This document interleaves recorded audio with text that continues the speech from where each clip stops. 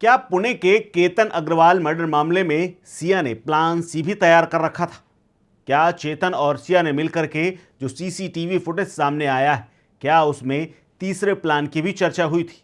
ये सवाल इसलिए खड़े हो रहे हैं क्योंकि सूत्र बताते हैं कि पुलिस से पूछताछ के दौरान सिया ने खुलासा किया है कि अगर पहाड़ी से धक्का देने के बाद वो नहीं मरता तो हमारा अगला टारगेट रोड एक्सीडेंट था। जी हाँ, केतन मर्डर मामले में रोज नए खुलासे इसलिए हो रहे हैं क्योंकि एक के बाद एक नई बात सामने आ रही है। केतन की रेस्क्यू करने वाली टीम के एक सदस्य ने बड़ा खुलासा किया है। उन्होंने तो यहां तक कह दिया कि सुनील, जिनका नाम है, कहा है कि केतन की खोपड़ी कुचली हुई थी, यानी पहले उनके सिर पर गंभीर चोट मारी गई थी, उसके बाद उसे धक्का दे दिया गया था, यानी खाई से धक्का नहीं बल्कि लाश को फेंका गया हो।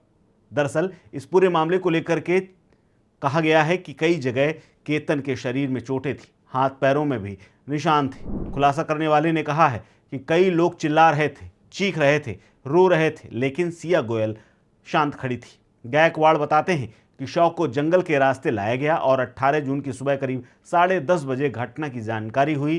पुलिस को घटना की जानकारी मिली, ऑपरेशन 12:30 बजे के आसपास कर लिया गया और शव को 1:30 बजे के आसपास एम्बुलेंस से पहुंचा दिया गया। हालांकि इसी बीच में पुलिस से पूछताछ और चेतन और सिया को जब आमने सामने बैठाया गया तो उस वक्त ये बड़ी खबर पता चली है कि इनका तीसरा प्लान भी तैयार था। यानी 14 जून को जो प्लान फेल हो गया था, 18 जून को प्लान दोबारा रिपीट किया गया, लेकिन इस बार तय किया गया कि पहले उसके सिर पर गंभीर चोट पहुंचाई जाएगी ताकि सिर पर इतनी चोट मारी जाए जिससे बचना मुश्किल हो जाए। इसीलिए 18 तारीख को बुरी तरह से उसके सिर में चोट मार करके उसे नीचे फेंक दिया गया।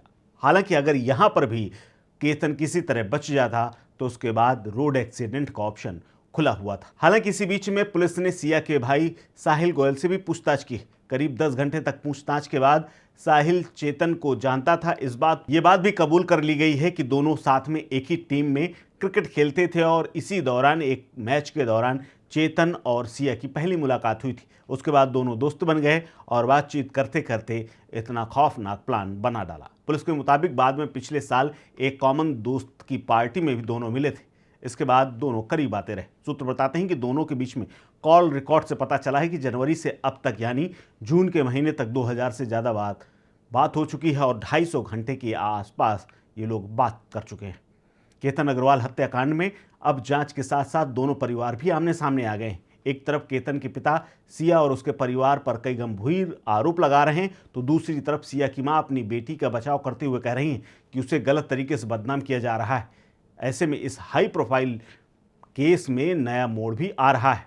सिया की मां ने बताया कि उनकी बेटी शराब नहीं पीती थी, जबकि ससुराल वालों का कहना है कि वो ड्रिंक्स पार्टी करना उसके लिए कोई नई बात नहीं थी।